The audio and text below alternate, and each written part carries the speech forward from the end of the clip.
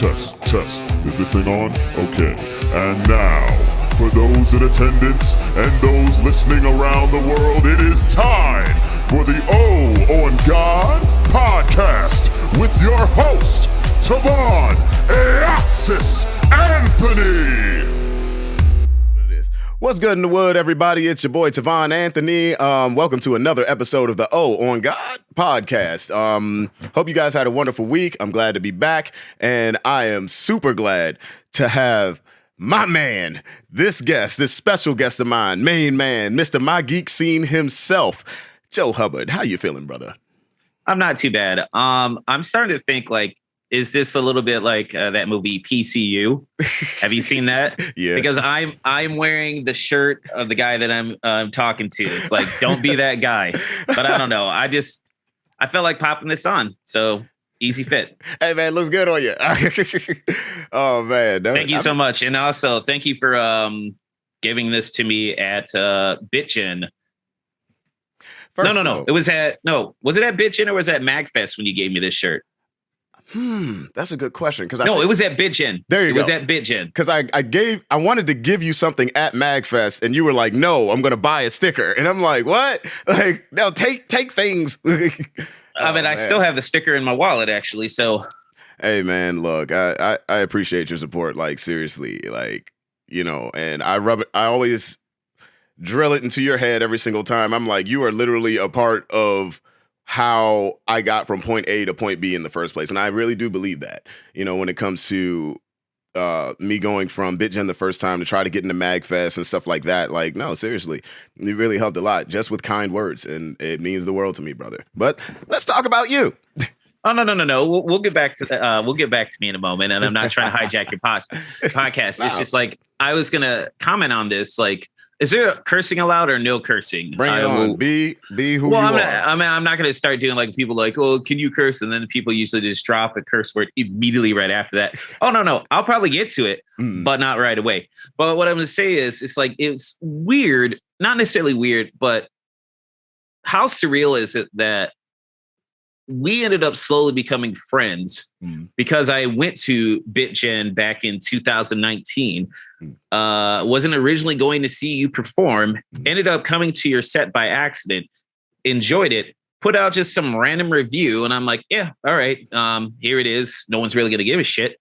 I put that out there. And the fact that you watched it and then incorporated it into like your video, like your Road to MagFest videos. And I was just like, wow, you know, and I thought that was pretty cool. And then slowly over time, we genuinely became friends. And I think that's awesome. And it's quite surreal. I wasn't going to say weird because I didn't think that's the proper adjective to describe all this. Yeah, man, definitely not weird at all. And it's like, when you look back on it, like from then to now, it really is like, wow, this actually occurred. But that's like what the scene's about, you know, like, or what life's about in one aspect, where you might meet somebody by chance, you know, and then like because of one small thing or something that you might see as small or not necessarily insignificant, like, okay, this isn't a big deal. All right, I'll just put a review out there. To me, I'm sitting here like, he did a review, you know? So it's like, it's little things that in succession, things will just evolve over time. And I'm glad these things happen, man, because yeah, you and I have become friends. And it's like, out of a lot of people within the scene, I don't compare people at all, but out of a lot of people within like the VGM or the con scene, everything like that, it's like you're one of the people that I'm just like, no, this is one of my guys. This is one of my guys, because it's kind of, I'll say it like this. When I speak to you, whether it's through text or in person, it's like, I don't ever have to worry about if you're being genuine or not with me. And it's just like, when I feel that, I'm like, okay, no, this is one of my guys. And that's why when we're in the same space, I have to see you, like, period now. Like, that's how I feel. So. Well, thank you for the kind words, man. I really do appreciate that. And like, I try to be as genuine as possible because it's like, I'm 41 and I'm too old for bullshit. I mean, there's never like a proper age or time for bullshit. It's just like, I have no time for that nonsense. So like when I put out that review, I meant every word that I was saying for like all the bands, including your act as well. So yeah, I will always be genuine with like everyone as best as I can. So thank you so much for the kind words, dude. Of course, man. Who was it? Because he also says I always mention him on this podcast because he always wants to be in the freaking background, Yusef, of course. But like anytime I mention you, he's like, "Nah, that's a cool dude." Anytime he says someone's cool, because he has been so critical of anyone in my circle. He's also my best friend, right? But he has been like one of the most critical of other human beings in my circle since I've met him. And anytime he goes, "Nah, that's a cool guy," I'm like, "Oh, okay, all right." That means a lot too. I mean, and I'm glad that I've slowly become friends with Yusef as well. Like it blew my mind when I got to talk to him at MagFest earlier this year when we were that I found out that he was like into black metal as well. And we were both talking about like how we have to be careful with like the bands that we listen to, because I don't want to support like a racist. You know, I was like, clearly, like since I'm half black, I wouldn't be their target audience, their target demographic, depending on like if the person's a shitty racist or whatnot. So it's weird, but no. Like slowly getting to know Yusef and stuff like that has been awesome as well. I'm hoping to get to know Remy a little bit more as well. I've only saw him the once. And yes, shout out to him. And I'm hoping that he'll be at MagFest in 2023. Yeah, me too, man. Like he originally he was supposed to perform with me on main stage. But he had to work. Yeah, look, dude, like he started working for Metro, which is, the big transit, company in the DC, Maryland, Virginia area. So he started driving buses. And like my best friend who helped him get the job, he was like, "Look, you're probably going to have to put a year in a hole." And he's like, "Am I going to make MagFest?" He was like, "Probably not." and he was like, "No, we're gonna try to finesse this." I'm like, "Is he gonna finesse this? I have no idea." And then it got closer and closer and closer. We were just like, "Okay, look, the writing's on the wall. It is what it is." And yeah, it was very unfortunate, but he was with me in spirit. He texted me that day, and yeah, he gave me an extra boost to get up there. So that's another reason why I came out like a bat out of hell. Even though after the first song I was already tired. I'm like, "Oh, I did too much." No, it was a good set, and I was glad that I was able to be there in person to see, like, back to the journey from like BitGen the first time I met you to you being on main stage at MagFest, and I felt that it was completely deserved. So it was great to see you perform, and I was happy to share in that moment, dude. Dude, thank you so much, man. And like the funny thing about that particular MagFest, it felt like. It felt, and we're probably going to use the word surreal a lot here, but it felt like that because a lot of the main stage acts that year were also people that debuted at BitGen the time I did. So like Omega Sparks, like Watch Out for Snakes, or not just Omega Sparks. It was I keep forgetting if they're Game Breaks or Game Break. I always fuck up the name because of the way they spell it. Either way, Omega Sparks and SWATs. Like, they were on main stage. And first of all, I thought I was already a fan of theirs, like, well before any of that. So I'm just like, wow, they're here too. Wow, everybody's doing amazing things. Oh, wait, this is real. And that's like why during my set, it kind of started clicking to me that, oh, this is actually happening. This isn't a dream anymore. This isn't like just something that I'm just kind of going with the flow with. This is here. This was a goal I had years ago. And then I look out into the crowd. I see you. I see other friends. I look back. I see Yusef, and he gives me this look because he knows I'm about to get all emotional. And I'm just like, oh, crap. Here the heck we go. Hey, guys, I just wanted to say that, it's so great that we're here. Yeah, but what's wrong with being emotional, though? I mean, nothing. But I was just like, God dang it! I promised myself I wasn't going to do that there. I was trying to do that later. So, but no, it was really cool. It was really cool to see, cats that came to BitGen that year also be on main stage the same year I was, and yeah, that's like the thing. And like speaking about that, like I said, you're Mr. MiGeekScene. You were there. You did the review. When it came to, I'm overthinking. When it comes to what you do, I know you mentioned that you haven't really done much like within the past year because you've been working. You've been doing a lot. What inspired MiGeekScene? What inspired you to not just attend events, but actually want to interview people, actually want to do reviews of these events? Because like the first time I listened to your review of that BitGen, I was kind of hooked. And it wasn't just because I was in there. It was only because I'm like, no, this guy's giving genuine reviews about each and every one of these bands. And, you know, the ones that I missed, because of what you said, it gave me not a reason, but it gave me more of an urge to actually go check them out, you know? So I'm like, this guy's good. And I wonder what's behind him.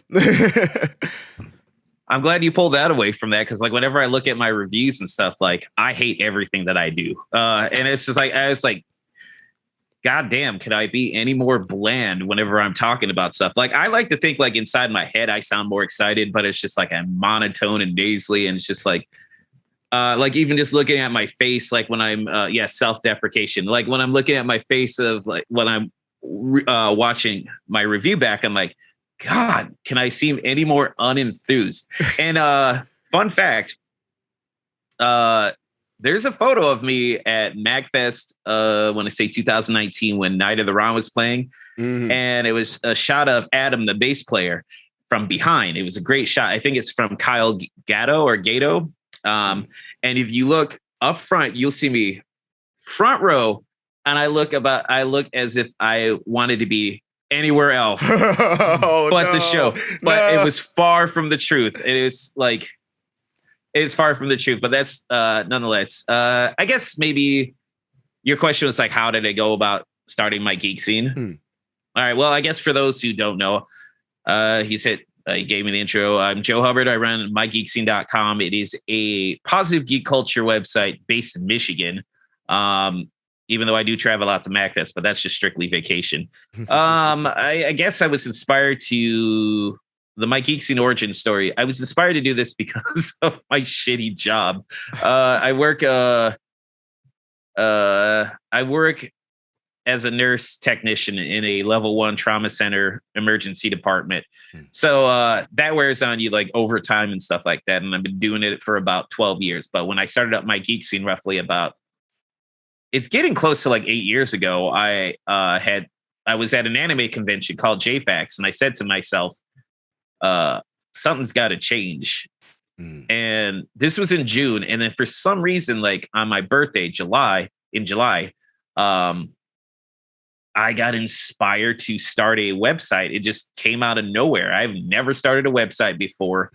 And I was like, maybe I can create a website and make it like what I wanted to do was like make it a hub for like all the cool things, all the cool geek events happening in Michigan and stuff like that. And then over time, it just blossomed out to that. So I've been going to conventions. I take a lot of photos.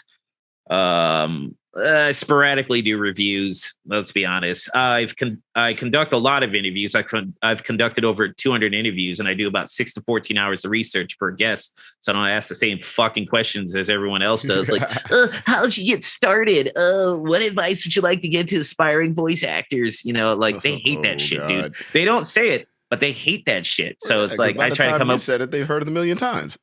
Yeah, that's why I don't. That's why I have fun and engaging conversations with most of my guests and stuff like that. And the thing that mainly a lot of people in Michigan come to my website for is I have a very kick-ass events calendar of like pretty much all the stuff listed throughout Michigan, Ren Fairs, Comic Cons, anime shows, whatnot. And you can get directions to the venue from my website. I try to make it easy for people to find stuff. Does that answer your question? Oh, that definitely answers my question. Hey, look, man, sometimes you have that moment where you're doing something that you actually want to do, and then you find something else you want to do in that moment, you know? Like, it's like you said, you were at a convention, and then you're also thinking about, you know, your job, and you're just like, I'm going to do something. I'm going to do this. Like, it happens. It happens. Hey, that's not going to lie. That's kind of how I got into like doing more of like the comical videos on the internet, because when it came to me being at my job, like half of the funny stuff that I used to do before the pandemic started, it would be on my lunch break, like with my coworker. We just go out and run amok and then come back to work like we weren't just raising hell outside. And it's just like, oh, I think we could just start doing this. And then like other things started coming up from there, like different personas and stuff like that I would implement in shows. And it's things would get silly. Like the time with the BitGen we met at, one friend that was there with me, outside of Remy, it was a guy in the back who was also supposed to come up during one of the songs, but we ran out of time. He was in a persona that we developed while we were at work, and it's only because we were so bored. And God, it was like, we need this, we need to do this. That's the only reason why we're here. And then anytime we were doing something else, it's like we're coming up with ideas. Yay! So, no, the one thing I would like to say about you, and I'm sorry to cut you off, is just like I love your level of creativity and your eye for cinematography whenever you're doing any of your videos. It's like, man, my shit's so static. Like whenever I do, and I know it's a sorry comparison of like me to you, but it's just like whenever I'm watching your stuff, I was like, this dude thinks this stuff out. Here I do is just have a static shot of like me and my guests whenever I'm talking with them and stuff like that. And it's not like I'm not jealous of your creativity. It's just I can admire your creativity and stuff like that. It's like part of me goes, man, I wish I had that eye for attention and detail, and for being able to edit videos and stuff like that, because my stuff's very basic, but I like looking at your stuff whenever you post it. And like, it's just very creative, dude. So, and I know you didn't bring me on your podcast for me to blow smoke up your ass this entire time. I know I'm not. It's just like, I haven't got to talk to you in quite some time, but no, it's like, I truly appreciate a lot of the things you do, dude. Oh man, thank you so much, dude. And then like just going back to like what you were talking about when it comes to like interviewing people and stuff. Like that's one thing about me, because I like a while ago, like when I was doing my other podcast, I had a co-host of a good friend of mine. I would let her take the lead half the time because I found myself asking the same questions to people every single time. And then I kind of, not gonna lie, kind of like jumped on your stick for a little while, because I remember there was one interview you did. I forgot if it was a voice actor or somebody, but you came in and I think like you said a line in Portuguese or something like that. Oh, and, okay. That was Carolyn Ravassa from Overwatch. There you go. Yeah. There you go. Yeah, I was just like, okay, I mean, maybe I could just start with Caroline. Like, sorry. Oh, there you go. I was like, maybe I could just start like by doing like just something else every time. It doesn't have to be something huge, you know? Like just take a second to try to relate in a way, or I don't know, make a funny that they would get, or somehow try to bridge some gap outside of, like you said, just asking them, so what are you doing? How did you get into it? What'd you eat for breakfast on the day that you did this voice? Like, it's kind of strange. Like how, actually, I want to ask you that question. How, when it comes to like interviewing people, like how did you get so comfortable with just sitting and just going, hey, we're finna shoot the shit? Because for me and my awkward ass, it took me a while just to talk to people at all, let alone start like the idea of podcasting. So how'd you do it? For me, I don't know. I guess it goes back to like just being as genuine as possible. I look at these people as just that. They're people. Yeah, they have different experiences in life than me, and some of them have way more money than I could ever hope to. But it's just like I never got into the idea of doing celebrity worship. It's just, I've always just treated them as people. And I feel that the majority of them appreciate that. Whether you're a comic book artist, voice actor, an actor. Well, when I say voice actor, they're just actors, musicians and whatnot. I just treat them as people instead of trying to be a super fan. Now, yes, there are some people that I'm like, holy shit, I cannot believe I'm talking to this person. But also at the same time, it's like, that's just it. They're a person at the end of the day. And just having a conversation with them, that's why I do a shit ton of research. So that way I have a rough idea of like, what they're into and stuff like that, and just let it go from there. And people tend to, when they realize that they're not going through the motions for like an interview that they've done over and over and over again, when they realize that you've done your research and it's not the same old bullshit, they tend to open up a lot more, and they tend to just give you more time, and yeah, I just treat them like people. That's how it's always been to me. Like, I would still, even if I wasn't interviewing them, I would just still talk to them the same way, because I don't kiss someone's ass because they've done something cool that I like. Oh my God, Tovaun Anthony. Oh, oh, my leash. Thank you. I will not make eye contact with the likes of you. It's just like, hey, sir, stand up. Yes. Yeah. It's just, I never understood that, the whole celebrity worship thing, and it's weird because I've interviewed quite a lot of people in the geek community and stuff like that. So. Yeah, no, like, and that I get, like, I do my best to speak to people like, hey, look, like, we bleed the same, but it's just like, I don't know, just watching other people do it, it just seems so cool to me because of where I came from.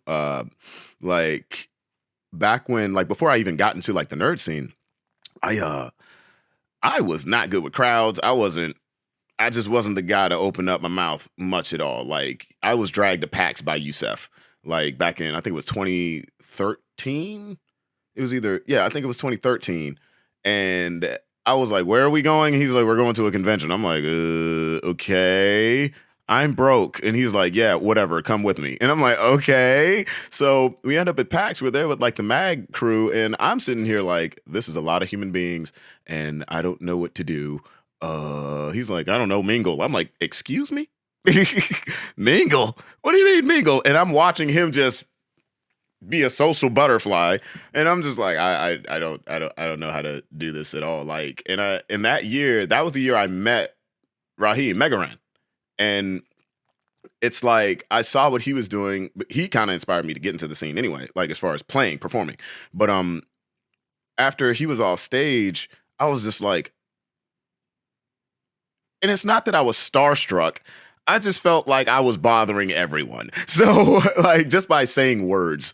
So by the time I did talk to him, which was like at the end of like PAX, it was just kind of, I was like, hey, how you doing? I like the music and stuff. And then I realized, oh wait, I talk like this with a lot of people. Like it doesn't matter who you are, whether you're a person I think did something cool, whether you're the guy next door, whether, some dude that I see in the break room at work. Like it was just mind-boggling to me back then how people could just hold conversations. And I think it was because I wasn't the most awkward kid, but I didn't really get that many chances to speak, I'd say. So seeing everyone else kind of just be cool as a cucumber, especially in a place where they're interviewing someone, it's like, oh, why can't I do that? Like way back when, that's how I was. But yeah, no, I keep rambling. I'm sorry. It's all good, dude. No, it's just a lot of practice over time. If you go back and look at my first interview, my very first interview was with James O'Barr, the guy who created the Crow comic book. If you go back and watch that interview and you did a drinking game to so every time I said the word you take a shot, you would have alcohol poisoning by minute 2. That's the thing. And I just threw out a number right there. It's just, I started with that, and I'm still very proud of that interview because at the time, I mean, like, I don't know if you're familiar with like James O'Barr. He's I wouldn't say he's a little bit he's guarded and not necessarily standoffish. He's very guarded. And he's had tons of interviews where people are like, how'd you start the Crow? I mean, what's the Crow about? How did you start it? How did you feel when Brandon Lee died on the set of the film? And like, why would I ever ask those questions? And he flat out said to me before the interview started, he goes, if I have to say Google it 3 times, the interview is over. And I didn't know if he was joking or not. And I took that shit dead serious. So like, it started off as just me asking questions, but then we actually ended up having a conversation. I was like, that's the approach that I like when it comes to interviews. And it took me time to get to that point. But I'm still very proud of that first interview, Hey, look, man, first of all, he gave me some time, dude. He gave me some time because I got him to open up and talk about things he normally doesn't get to talk about. Yeah. And like you say, people appreciate that. They really do, because why in the world, when first of all, he issued you a challenge. He issued you a challenge. If I have to say Google it 3 times, that's crazy. But yeah, it's like, why should I have to answer a question that you probably already know? Like, it's kind of ridiculous. Like, it kind of goes to like, I believe, like, the reason I don't believe I could be a teacher. I have people that ask me, would I teach martial arts, Muay Thai, all this stuff? I'm like, no, I can't be a teacher. Why? Because I believe there's such a thing as a stupid question. If you're going to be a teacher, you can't give off the vibe that there's such thing as a stupid question. I do. And it's like, when someone hears the same thing over and over, I can't take it. I can't take it. So, like, I know there are other people out here who, if they've been interviewed a million times, at that point, hearing, the same thing over again, it probably feels like a stupid question. So they just don't want to deal with it. So, like, sometimes, like, if I'll interview people nowadays, I might not even talk about, like, what they do, Like, I might not talk about that at all. It's just like, hey, dude, you into barbecue?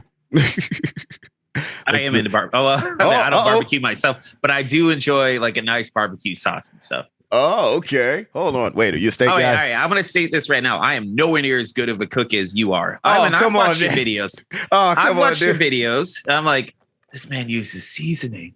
No. No, I do use seasoning. Like, hey, wait a minute.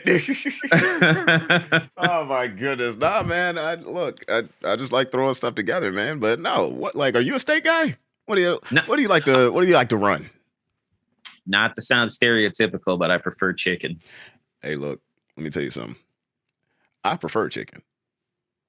Like, steak's okay to me. It's not like people seem like I'm being sacrilegious when I'm like, man, I'm okay with like steak. If it's like a grilled steak, yes, I'll like it. But if you just cooked up a regular steak, I'm not going to be like all excited about it because just too much. I mean, depending on the cut that you have, like the gristle and stuff like that. I was like, I don't get gristle with chicken, like a boneless, skinless chicken cutlet and stuff like that. And you marinate it just fine, throw that on the grill. Yes, but like dealing with steak, it's just like, depending on how it is. Now, I will admit, though, recently, not this last one, but the steak before that my girlfriend made for me, I don't know what sort of seasoning she made on that. Put on that, but it was by far the best steak that I've ever had.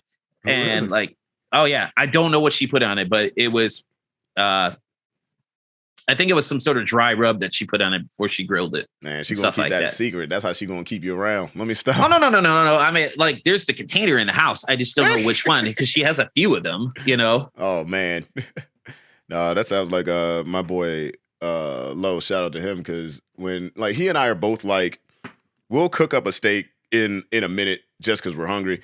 But that boy, he's a grill master. But I don't know what the heck he be rubbing his steaks with, but I'm like, hey, you cooking this weekend? It's like it's 2 people. It's him and like one of my uncles, where I'm just like, yo, these boys know how to make a freaking steak. Like, I'll go out of my way to get a steak from them. Anyone else, all right, a steak, whatever. I could either make it myself if I want it, or I could just do something else. Like, half the time nowadays, I'm barely even eating like red meat steaks. I'm probably eating like a tuna steak, salmon steak, like, other stuff.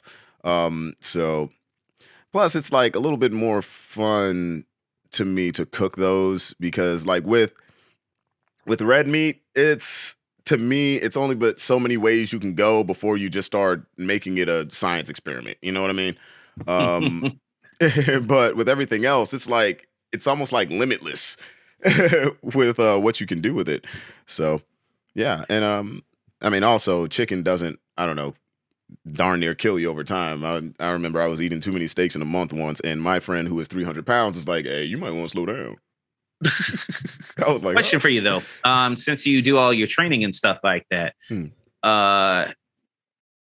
you limit the amount of like red meat that you're eating because of like your training and stuff like that? Because obviously, from what I remember, like athletes, like have like lean cuts, of chicken and stuff like that compared to like beef. To red meat and stuff like that. Yeah. Like nowadays, I'm a lot more loose with it. Back Okay, when I Mr. was Six Pack. Hey man, I can't say anything. I remember one time, and this was recently. I was at Yusef's house, and I was like, "Huh." I forgot what he said about I think he made like a comment about like trying to get cut like me. I was like, "Cut like me, man.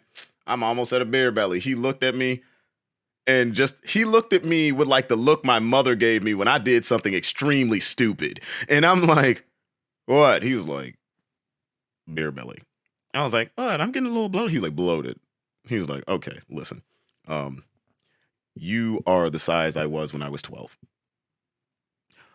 You barely have any fat on your body." I'm like, "Oh, here we go." And then he'll just start running the pipe, like, just giving me every reason why I shouldn't say I'm fat. I don't say I'm fat.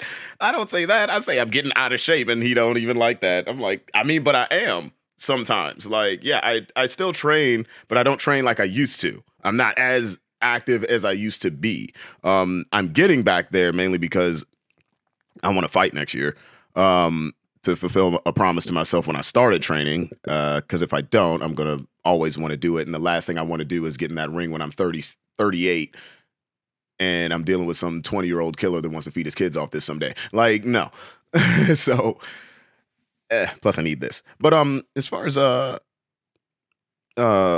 eating, like, yeah, if I'm actively working towards a goal, yeah, I tend to cut a lot of red meat out. It's mostly lean meats and stuff like that. Actually, my first, I'll call it training camp. My first training camp leading up to my first exhibition fight, I tapered off a lot of red meat, and I was pretty much pescatarian leading up to the fight. And then maybe about 2 weeks out, I was pretty much vegetarian at that point. But yeah, no, I'll definitely cut out like a lot of the red meats because after a while, if I'm eating a crap ton of it, I start to feel a lot more sluggish. You wake up, you're dehydrated because of all the freaking sodium, So, yeah. Okay. But you, man, what about you? You been doing anything active lately outside of working your ass off?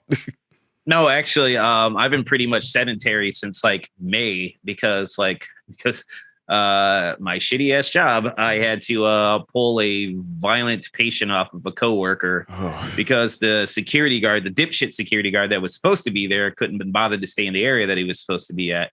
And in the process of pulling the violent patient off the coworker, because I'm old and fat, I ended up tearing my left hip. So, yeah, it is what it is, man. But I always tell people it was for a good cause. I helped out a coworker and stuff like that. Yeah. So like I've been on like light duty ever since that. Like at work, I just sit at a video monitor all 12 hours of my shift watching our psych patients. So that's pretty much ever since I returned back to work in like July, I've been doing that. But with that being said, like I have it much easier than most people, and I'm actually going to start going back onto the work floor soon because I recently got like a steroid injection in my hip. Because due to the fact that I'm on the juice, bro. God. Due to the type of tear it is and my age, me being 41, they feel that I don't need urgent surgery. So unfortunately, more than likely about like a decade or 20 years from now, I'm probably going to have a hip replacement. Yeah. So as far as like doing stuff, not a whole lot. But I will say I did walk a mile yesterday. Because my dumbass doesn't know how to read, I had to go. I was helping doctors out with like I was an ultrasound model for like newer docs to learn how to actually use the ultrasound machine. So I parked at my job's parking ramp, and then it was like half a mile to the new building, and they were listing like all the parking options. And option number 1 was like park in your normal parking spot and then walk to the building. And then option 4 was like, you can park here, but you have to pay for parking. But if I would have did my due diligence and actually paid attention to the first email, I would have noticed that it said, we will give you a pass for the parking if you come here. So like I walked half a mile there, and then I walked, and when I got to the building, I realized like they were comping parking. I was like, son of a bitch. I was like, screw it, I'm already here. And then like I walked all the way back. So yes, I did walk yesterday for like a mile. My hip actually felt fine, no problem. Okay. So hopefully that steroid injection lasts for quite some time. And hopefully I don't have to just rely on steroid injections into my hip just to get on by, because I know over time that does wear down the cartilage and whatnot. Yes. And actually, and I figured just by losing weight, that would definitely help me out. So, because I've gained a lot of weight from just like, I was fat before this whole thing, but I've gotten fatter. And I mean, it's not like really a sob story, no one's forcing delicious goods into my mouth, but it is what it is.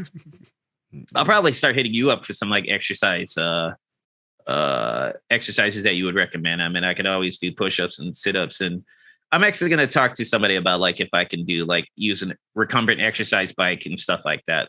Hey man, look, hit me up whenever. Definitely do that. Shoot, if you ever have time. And I just happen to be available if you want to freaking work out together online, man. Freaking do Facebook video. Hey, I don't know about that, my dude. Hey, nah, I'll have to work my way up to that. Nah, you ain't got to work your way up to nothing. We'll just do the same thing. Ain't got to be no high intensity crap. It's just like, hey, what you doing today? All right, let's get it. Like that's literally how I go about it. I'm not that guy. Like, come on, we're gonna run 16 miles. David Goggins, nah, I ain't doing nothing. Yeah, okay. Yeah, okay. It's like -40. Oh, let's go running. And I'm like, yeah, I'm good, dude. Well, yeah, because you're out there in freaking Michigan. -40. Yeah. Tell me about it. Y'all can keep that weather, man. Y'all can keep that weather. I went over to what was it? Where was I at? I was in Chicago, and I'm like, oh no. Like, oh no. If it's cold here, I know it's cold there. Yeah. So how do you feel like when it snows? Do you panic since you're like in that area? So like here in Baltimore or Maryland, no. I don't panic at all. I'm just like, oh, I've dealt with snow before, and I've been through 2 quote-unquote snowmageddons that they've had over here. I'm like, this ain't even that bad in comparison to some other states.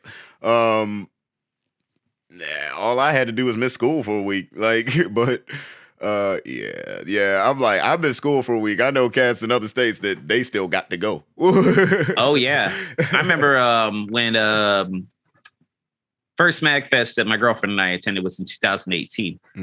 And here it was Sunday night. We flew out that Monday, but Sunday night we were at our hotel over in Alexandria, Virginia, and we were watching the local news for some reason. And they were talking about school closings for like 2 inches of snow. And we couldn't help but laugh at that shit because it's like 2 inches. That's an annoyance in Michigan. 2 inches, like you have no excuse to miss work and stuff like that because of 2 inches. But the fact that they closed down schools for 2 inches was mind-blowing and hilarious to us. Dude, in DC, they will shut down jobs like for stuff like that. And I'm just like, for real, man? But then like if it starts to get out of hand where like it's been going on for a second and clearly it's not that big a deal, like they'll lighten up. I mean, but government jobs, they ready to close down for any reason. But it's just like, dude, I'm like, I biked here. I remember one time I biked to work and it was snowing. I was a little reckless. But it was snowing and I just forgot to check the website and the building was closed. So I'm like, oh, guess I'm going back home. It ain't even that much snow on the ground. I guess they're thinking it's about to get a little crazy.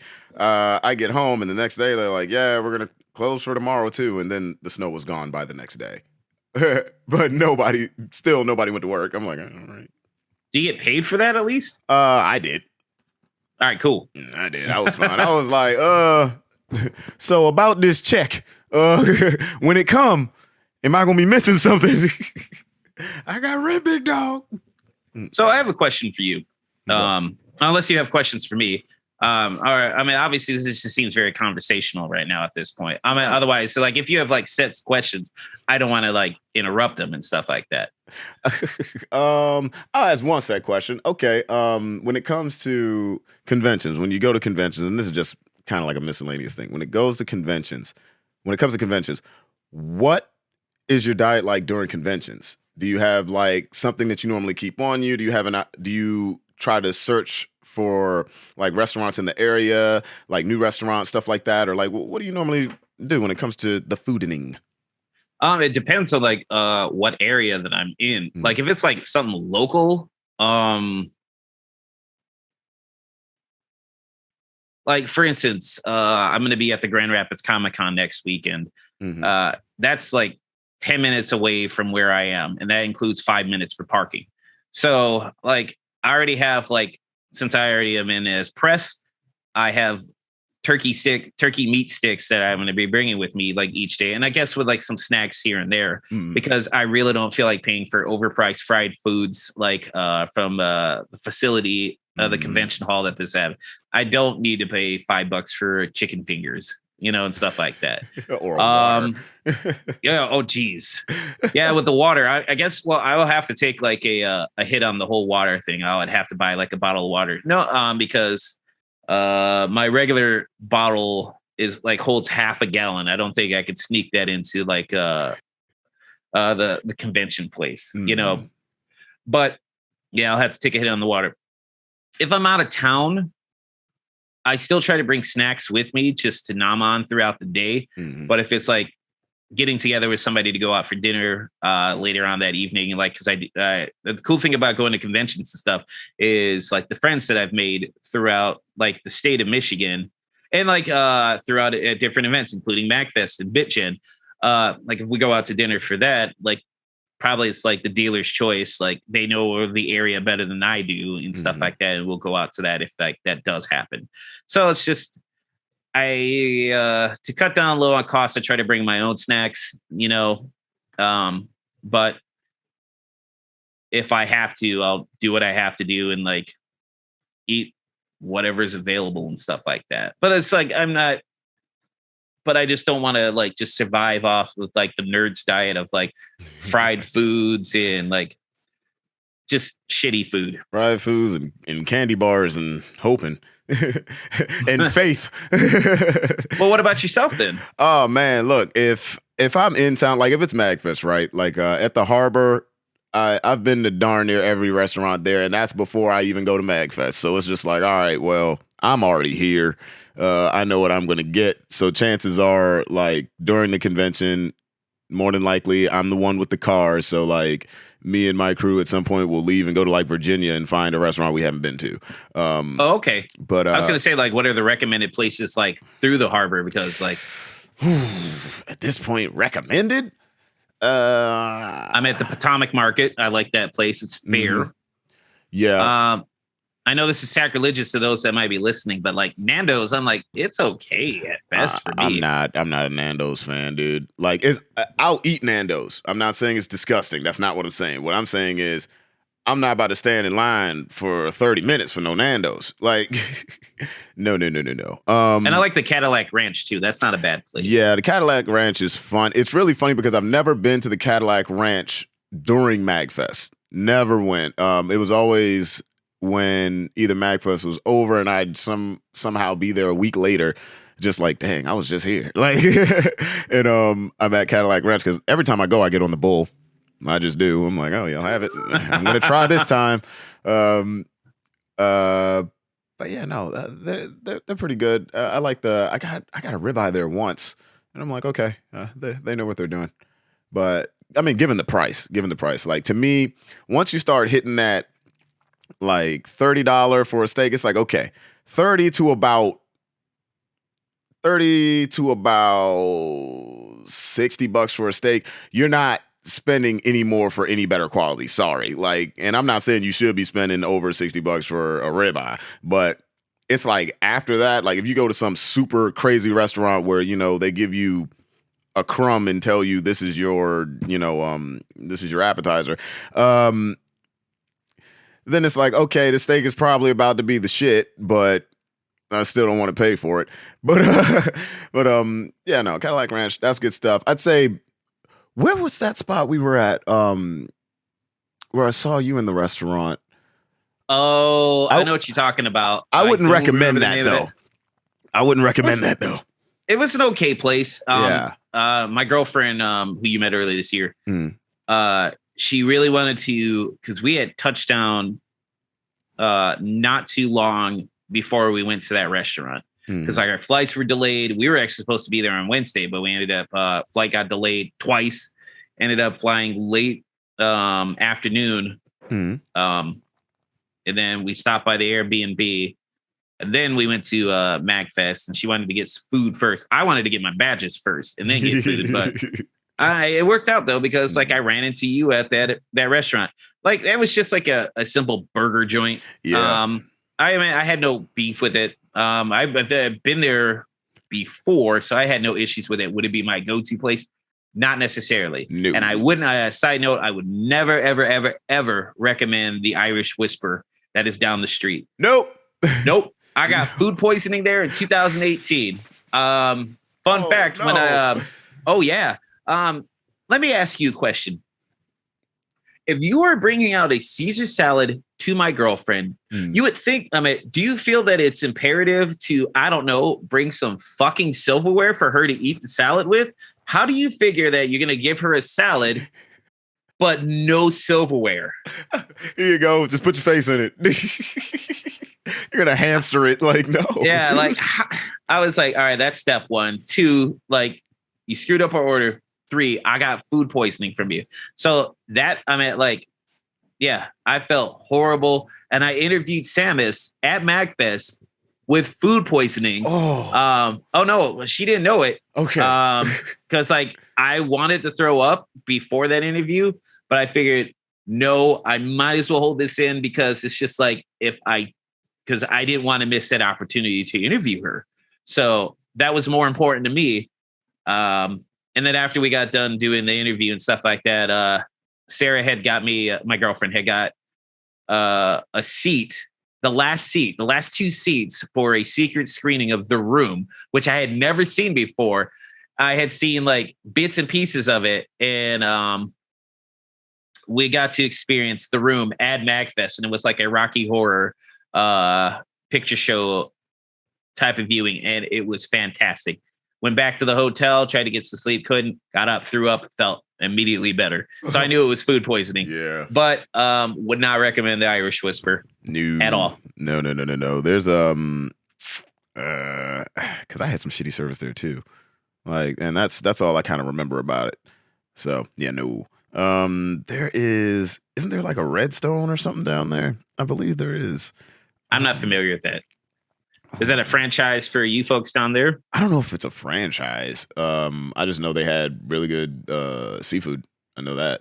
So I'd recommend that place. The pizza spot around there, I always forget the name of it, but every time we're there, Yusuf buys like 5 pizzas. And I'm just like,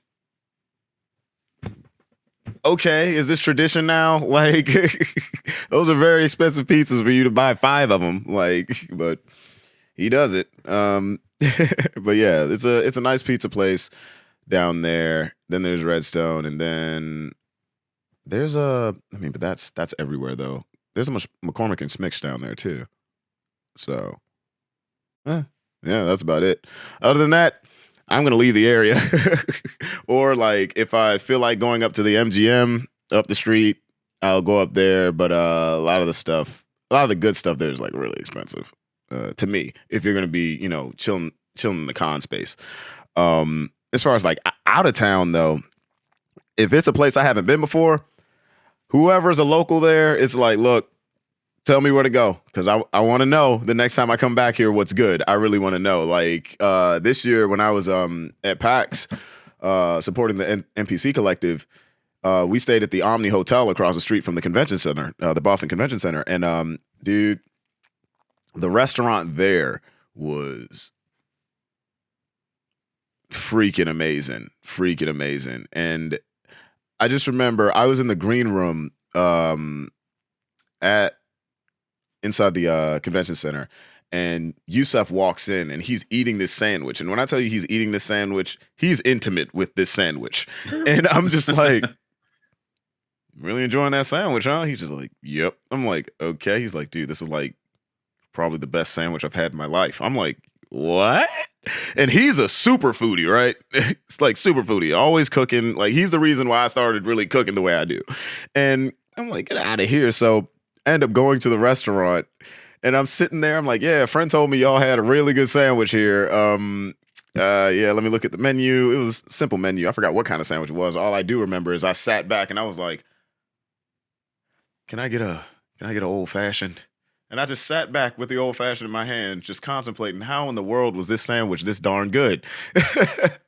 And then, like an anime character, Yusef pops up behind me like, you like the sandwich? I'm like, what the fuck? And then the server comes around, he's like, hey, how's it going? And he's like, yeah, I think he likes the sandwich. I'm like, yeah, he's the guy that recommended that I come here for the sandwich. They were like, oh, really? Get him a free drink. I'm like, nice. Oh man, that was funny. But yeah, no, like I love hitting up different restaurants when I'm in different cities, which is another reason why I want to go back to Chicago, because while I was there, the food was good. I just did not remember where I was half the time because I was running and gunning. Like from the moment I got off the plane, I ended up seeing a show, which ended up being Hamilton, the play, which I didn't know I was going to, but why not, right?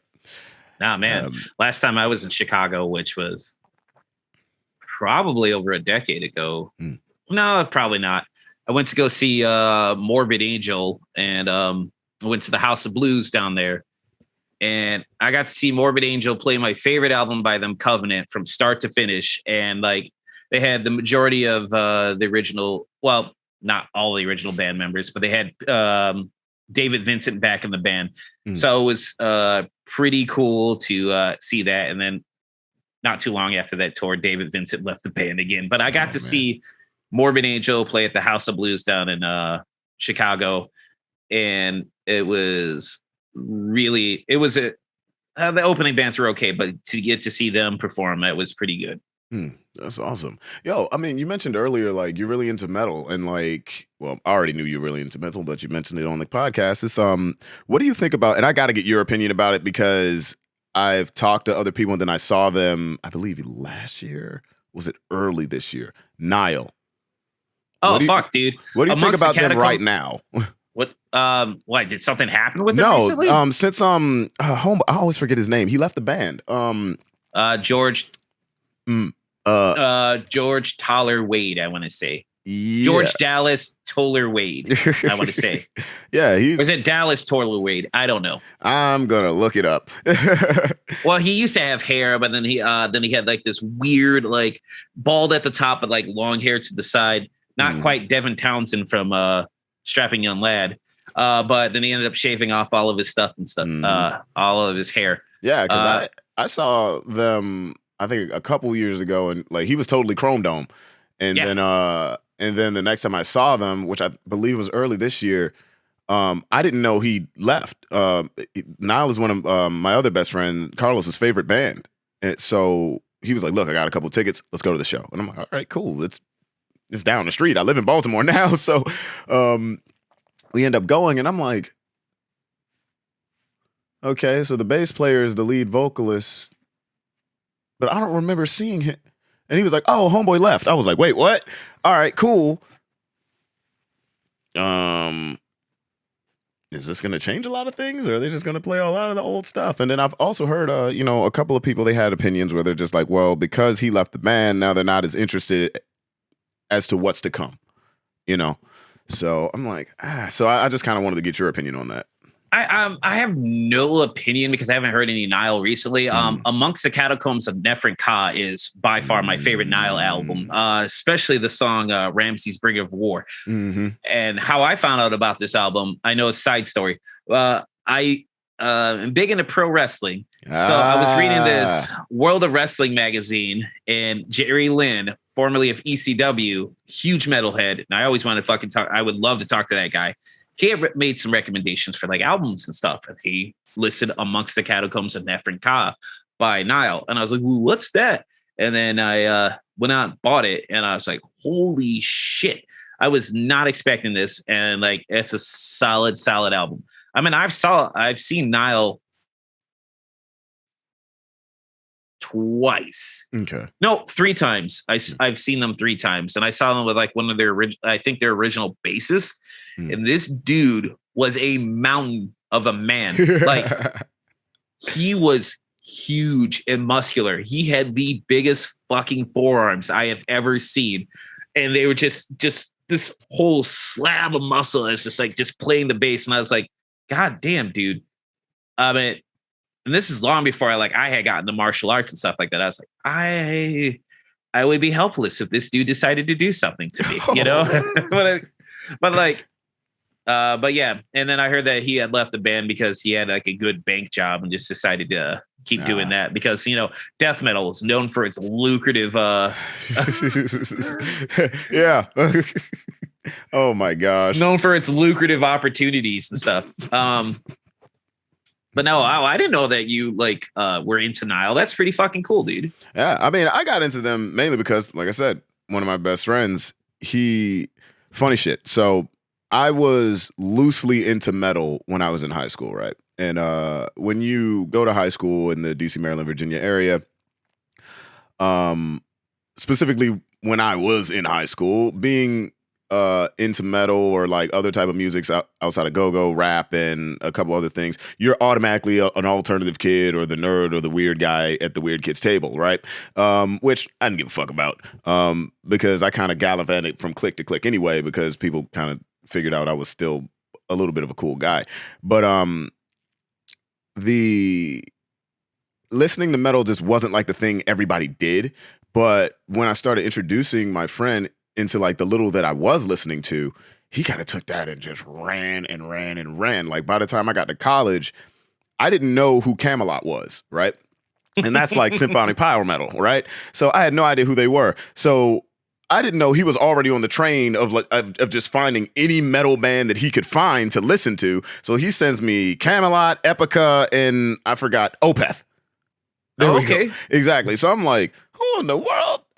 So 2 power metal bands and then progressive death metal band. Yeah, exactly right. Because we've seen some evolution out of Opeth, and I've seen them in almost all of those evolutions, like live. Like, because once I got back to college, that same friend, as a birthday gift and also like a hey, you graduated, congratulations.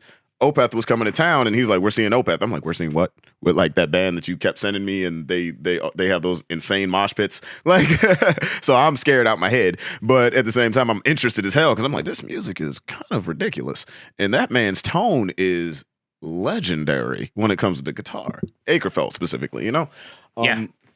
So, it's like it was because of that I started diving a little more into it. And then it's like, because that's how I was introduced to metal, it was a little harder for me to like transition to like the new age scene kid kind of thing, which I still appreciate it to a point, especially like the technical guys. Like if you get say like a Tesseract or Born of Osiris a little bit, something like that, it's like, okay, cool. But then you get Veil of Maya, and you're like, isn't there a song called Veil of Maya by a totally different band? And actually, who is that? Who are those guys? Hold on, Veil of Maya song. No. I could not tell you. Dude, I'm going to find it. It's funny because the band keeps coming up, and it was really Yusef who showed me that there was a band that had a song called Veil of Maya. And I was like, what? And of course, as you know, that boy is way more into metal than a lot of people would think he is. Is it Control Denied? I wonder. Is it Yakuza? I don't think so. Oh my God. I'm going to find it. I'm definitely going to find it, and I'm going to link it to you immediately. And you're probably going to be like, oh yeah. I don't know. It's just weird. Like, the little things that I just hold on to, like whenever I just learn about bands and stuff. But all right, I mean, you mentioned Opeth, or if you're still telling your origin story, I'm sorry, I don't want to interrupt. Oh no, because I can go down a rabbit hole with that because it's really funny because please do. It's really funny because Opeth, that was the first like concert of that kind that I'd ever been to. I think the first metal. Who opened for them, if I might ask, or who were they playing with? Funny shit. It Ghost opened. Ghost opened the show. So was it Ghost, Opeth, and Mastodon? Yep. I went to one of the shows like in Grand Rapids, dude. Mm-hmm. I was like, yo, who, like, I'm like, oh my God, we're going to see Ghost. We're going to see Opeth. This is going to be great. Wait, Mastodon's going to be there? All right, this is going to be great. And then the lights go out. This guy comes out dressed like a pope. And I'm like, wait a minute. I didn't know they were on the bill. So I was just like, who the heck are these guys? And after that said, I'm like, that was bizarre. I feel like we're going to see them again really soon. And oh, did we? Yeah. I thought I was like, is this like a Merciful Fate tribute band? You know, and then slowly got into Ghost and fell in love with the band. The latest album, I'm like, it's okay. I guess I got to give it more listens. But so all right, yes. So continue with your origin story. I apologize. I just wanted to know that, yeah, I was at that, not that exact same show, but I was at that exact same tour. Cause I do remember like, I don't know how it was for you, but all I do remember is like they only played 2 songs of death metal vocals for that tour.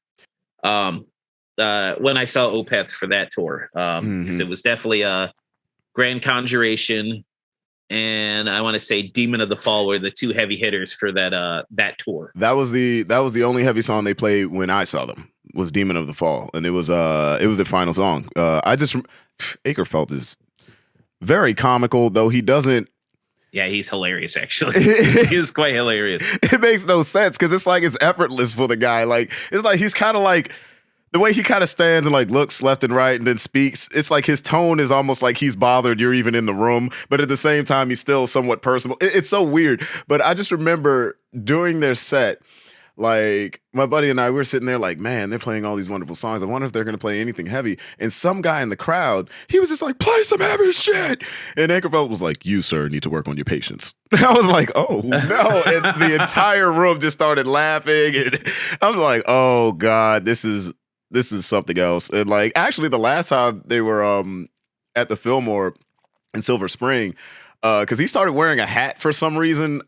I don't know why. Still does now. Yeah, like he started wearing the hat and he made a comment about it and he was like, I don't know why people are so excited about a piece of apparel. It's just a hat. And everyone's just like, yeah! And he's like, okay. I'm like, I feel like that dude is surprised sometimes at the fact that he could just say something so simple and then people just eat it up.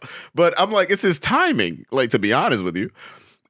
Because I remember watching I was watching a YouTube video of them. I think they were playing, it might've been Whacking or something. But they had only... Is it Sonosphere? But he's like, we are clockmakers. Is that what you're going to get at? I think so. Yeah, because it was when they played a set and he was like, this is going to be our final song. And everyone was mad. And he was like, they only gave us 50 minutes. And yes, Sonosphere or Sonic Sphere. But I think it was Sonosphere. It's like, we come from a family of clockmakers because we have good timing. And all of a sudden you hear, that boy is so silly. Like one time they were playing like no, what did he do? He just started just chugging on the guitar, just or whatever. And then Axe started like kicking a little bit, and then they stopped, and he's just, that was a heavy metal riff. I'm like, bro, you're a goon, but I like it. This works. So, I guess few questions. Okay. Regarding Opeth. I didn't think we were going to talk about Opeth, but I think that's awesome. I'm glad I'm learning more about you too. So how do you feel like the direction that they've taken? They've clearly gone from prog death metal to now just being a 70s prog band.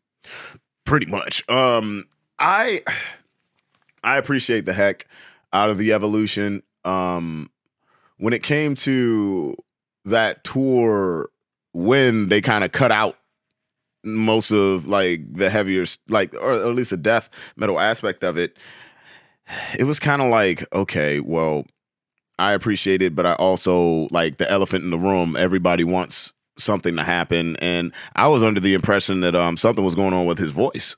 But I don't know. I just appreciate what they do, and I'm just glad they're here. To be honest with you, it's always a good performance live. It's always a good performance live when I see them, and I feel like it's always something I could take away from it every single time. So I feel good. I feel good about it. Now, if they just decide to go completely off the rails, all right, whatever. But we'll see what happens in the future. But yeah, to me, I'm like, they're kind of like, because you mentioned wrestling earlier. To me, they're kind of like The Undertaker, where it's like he had a stick and then over time it went to something else and then he kind of fused it before he ended off. So it's like, okay, I feel this. I like it. Okay. So I am. Well, did you ever, since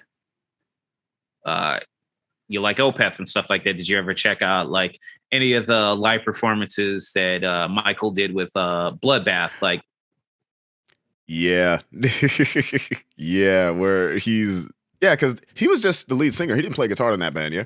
No.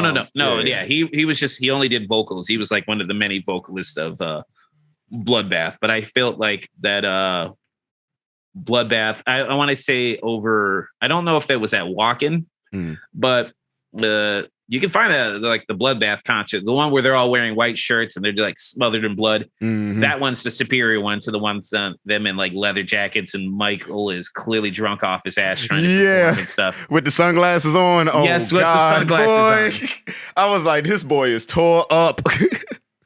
And I've also noticed though, and I figured that this would happen over time, like his death metal vocals are different now from back in the day. If you look at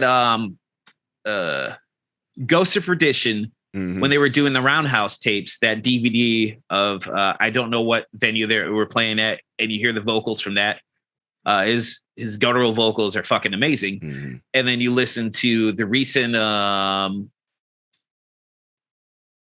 same song, but it was at I want to say the Red Rocks Amphitheater, and it's beautifully shot. It's amazing. But like his vocals are definitely different. Like his death metal vocals are definitely different. Like his clean vocals, still the same, still golden, but it's just like, I felt that they've changed and they're not as good sounding as they were back in the day. And I understand that the dude's like, what, 53 now? Yeah, definitely. And it's like, I think I remember having a conversation with somebody about this. And it was because I was like, maybe he's worried about his voice. You know, I mentioned that earlier, but the style of screaming that he was doing way back then, that's not something you sustain over time, especially if you're going from clean to dirty vocals.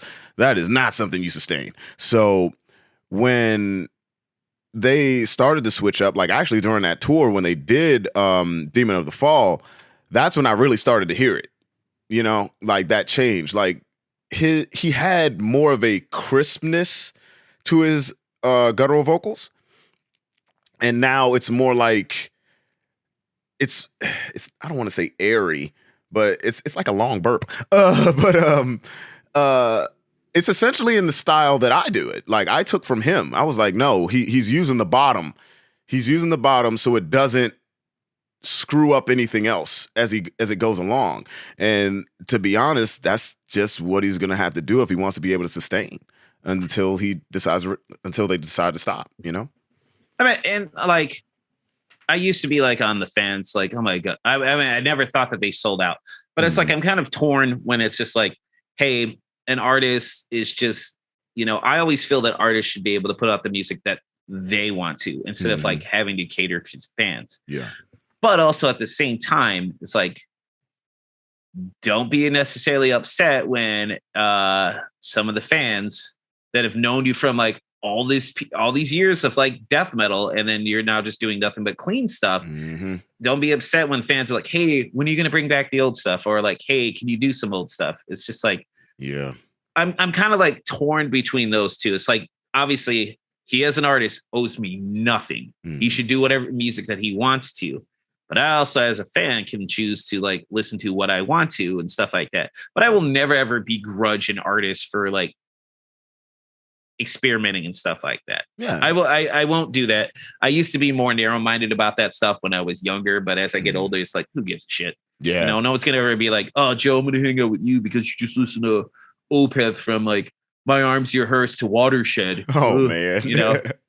Yeah, like I'd say one of the things that made me so Oh, like open to the idea of their progression was my favorite band in high school was actually a Japanese band called Flow. They are mainly known for their Naruto openings, but those are not my favorite songs of theirs. okay, okay. I do will, like Fighting Dreamer, but yeah, like I'll go on right. Actually, that's one of the songs where I'm like, oh God, because in high school, like all the nerds, they just wouldn't stop singing. I'm like, y'all do know they have like an entire album, like I'm like but that is. That's a good gateway into that, though. It is, but they are a very, very, very like eclectic band. Like they'll go from something like that to implementing metal elements, to implementing jazz elements, to implementing, hip hop and stuff like that. Because really, like they kind of started off as like a ska band, like a heavy ska band, which is very strange. Okay, But it's like listening to them just gallivant from genre to genre to genre, but still somehow keep their sound, for lack of a better word. It was just like, okay, this is possible. And okay, whatever, if I like a specific artist or whatever, or band, like whatever direction they go, I'm going to try to like understand. Like that's just how I started to approach it after that. Because like I said, they were like my favorite group. So they were like the standard. So when it came to bands switching up, in a way like Opeth, to me, I was like, this ain't even that much of a switch up. They just they're just playing a little more clean everywhere, a little more often. The riffs are kind of the same to me. In a way. But I just like the progression. I like the music in general, the composition in general, Opeth. So it's what are like, some of your favorite songs then by them? Definitely Ghost of Perdition, Blackwater Oh Park. yes. And it's funny because the amount of times I listened to Burden when it came out, I don't know why I listened to that song that many times. I'm like, I ain't got no problems, but but yeah, dang, I'm gonna have to go down the list. I'm definitely gonna give you a list of like my favorite tunes from them soon. But I just used to blast them just to blast them. I just wanted to hear them. I just really wanted to hear them. It was really them and Camelot way back then. It's really funny because when Camelot came about, like, or at least when I was introduced to them, that was back when they still had the singer Roy Khan, before they got Tommy. And I was so stuck on the idea of Roy that when he left the band, I was like, oh man, this is about to be some shit. But I already knew who Tommy was because I listened to Seventh Wonder.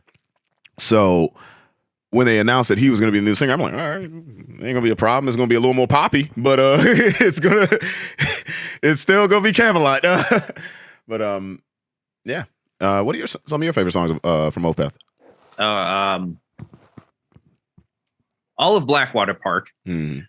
That whole album is solid from start to finish. White Cluster, Ghost of Perdition, mm-hmm. Demon of the Fall, mm-hmm. Heir Apparent.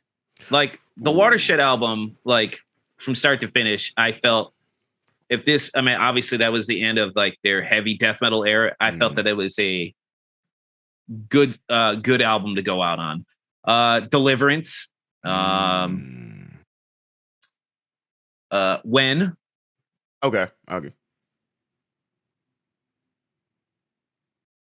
See, like I would have to go back and listen to Orchid, like Black Rose Immortal. I'm like, but I would have to go back and listen to her. And I know something's going to come up. All of Damnation. That's a good album. That's a good albums too. So it's not like, all I love is just the heavier shit of Opeth. It's just like, I always appreciated Michael Ackerfeld because like he can definitely go from like writing some very clean, beautiful passages to like just be brutal death metal vocals and stuff like too. But the thing for me is to like when I listen to like Opeth's music, like their riffs aren't like your typical death metal riffs at all, and like he somehow makes it work. Like the band as a whole. Mm-hmm. And I think, definitely old Opeth up until Watershed was pretty good. And it'd be interesting if Martin Lopez had came back to do drums. Yeah. I haven't listened to his new band. I think it's called Sona or something like that. But I should go back and check. I should definitely check that out at some point. What are some bands that you haven't seen that you would like to see? That I haven't seen that I would like to see. Oh yeah, so I'm interviewing you at this point. Oh god. Oh no, because I got another question for you because you mentioned pro wrestling earlier. But I will. We could talk about that too. Okay, yeah, but let me see bands that I. Nightwish is one. Nightwish is definitely one. What's another group? No, I saw Meshuggah. And did I see them? What in the world's the name of? I did see them. I'm just trying to remember their name. They're like big on Norse mythology. Oh, good God. Oh, I know who you're talking about too. There's the Viking band. Yeah. Amon Amarth. There you go. Yeah. I actually did get to see them, so I can't say but who do I want to see at this point? I still haven't seen Flow live, though they've been here a couple times. And the one time I did get to see them, fuck it, I'll go on record to say it. They I had an opportunity to see them, I would say this. They were going to be playing at Otakon. They were announced at the last minute. It was a surprise performance. And I wasn't planning on going to Otakon that year. And a former associate of mine had an extra ticket, but I was not going to take that ticket from them because I just wasn't going to deal with a toxic scenario. So that's the reason why I didn't get to see them. Who do I want to see? A lot of bands I want to see nowadays are a lot of like new age cats. Definitely want to see Crossfaith. They're cool. Good God. I'm drawing blanks now. It's normally like if I see something come up, I'll be like, you, and then I'll just run in. Like that's how it is. For me. So we'll see. Side question on that. Mm-hmm. So when it comes to concerts and stuff like that, do you go by yourself or do you try to find people to go with? I do my best to find people to go with. But if I see a name that I'm like, they're probably not going to be back for a while, I don't care. I'll go by myself. I will, I'll make friends while I'm there. Hell. Sup, guys? Drink a beer, talk shit. We listening. So hell yeah. But, nice.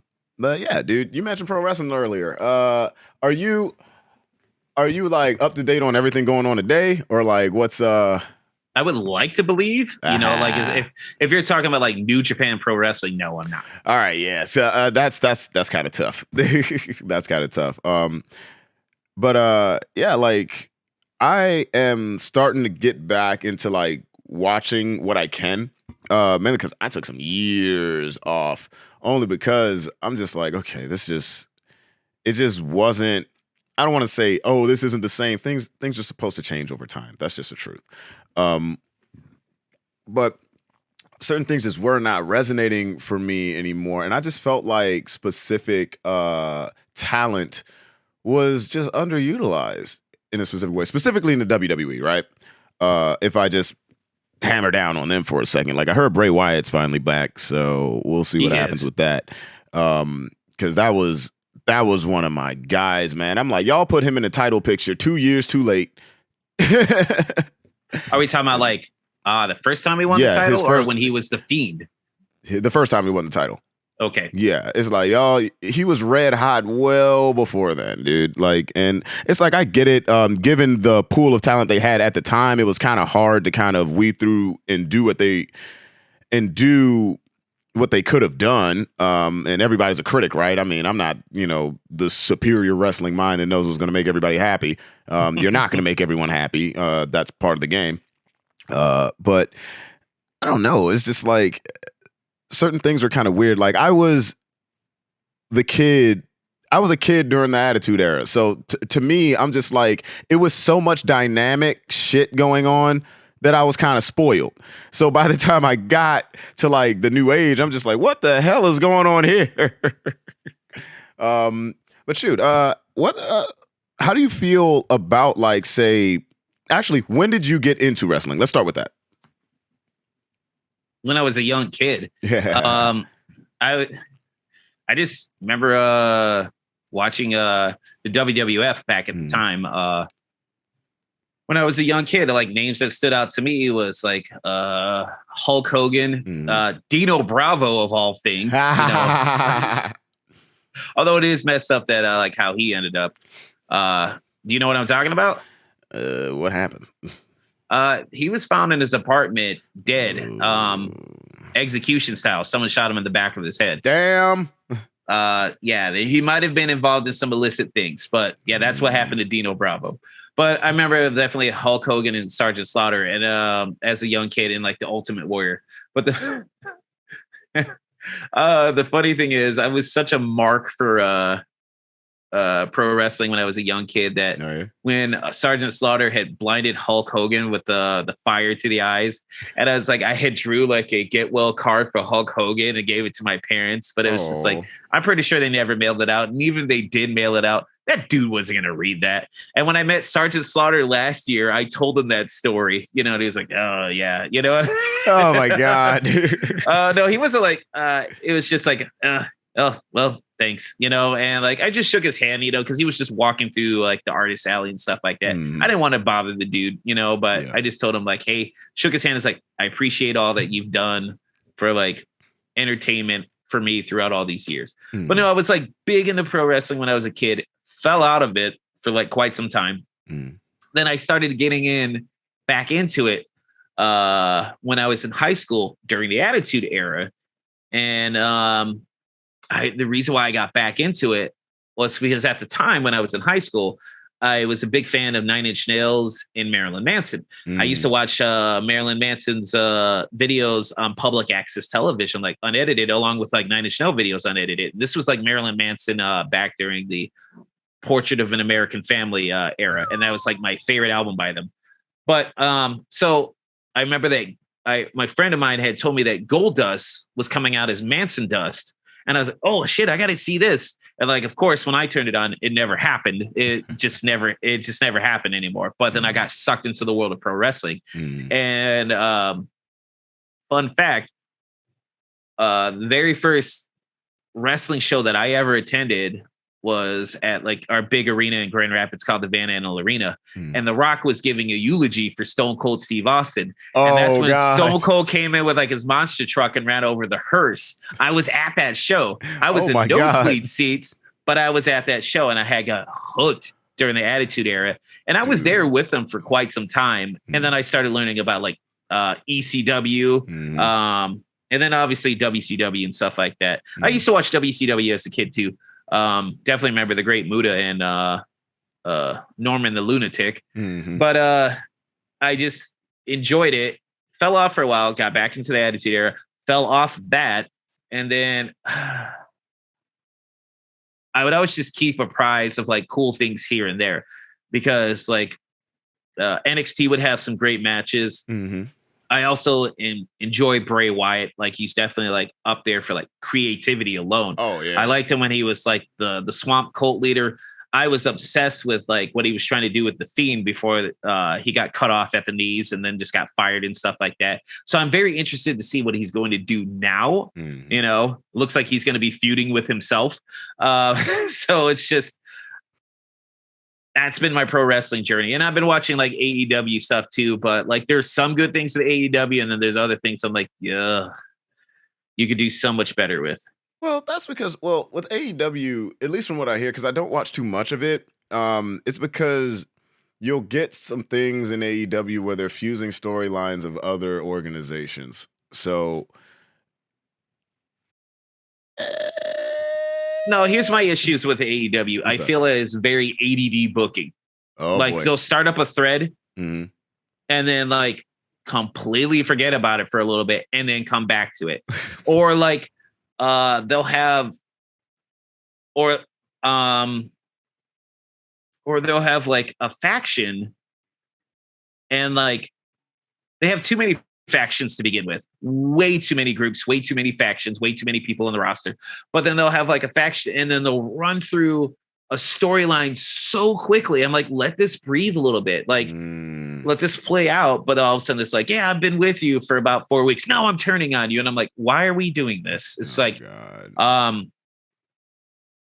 Like, all right, case in point. If you haven't been watching AEW, there's one wrestler in particular now that I would highly recommend. That is Maxwell Jacob Friedman, MJF.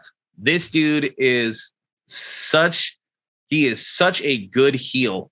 Like he wants the people to hate him. And like he, from what I've seen, like he always stays in character, like in interviews, everything. Like if you meet him on the street, like ask to take a photo or get an autograph, he'll tell you to fuck off.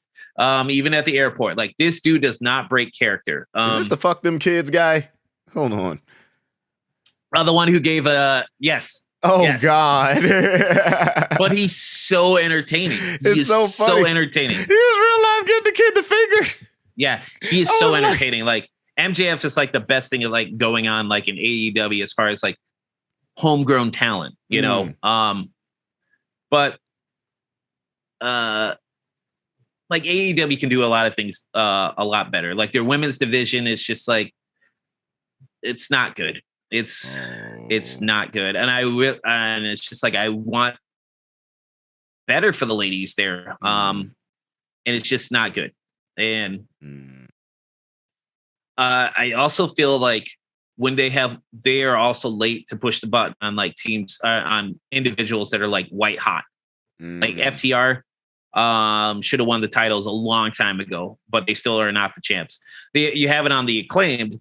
The Acclaimed are another good homegrown team to definitely check out. There's a lot of great wrestlers in AEW. I do like the wrestling aspect of AEW generally more than the WWE, but it also depends on like the person that's wrestling. If it's just like spot fest after spot fest after spot fest, I get annoyed with that. It's just like, all right, I will fast forward through this because it's just like there's this like sell something, please sell something. If you got like, I know this is like a little bit of a rant, but like the Young Bucks, like I can't stand watching the Young Bucks. I'm going to be honest. Like I remember watching the Young Bucks versus the Lucha Bros.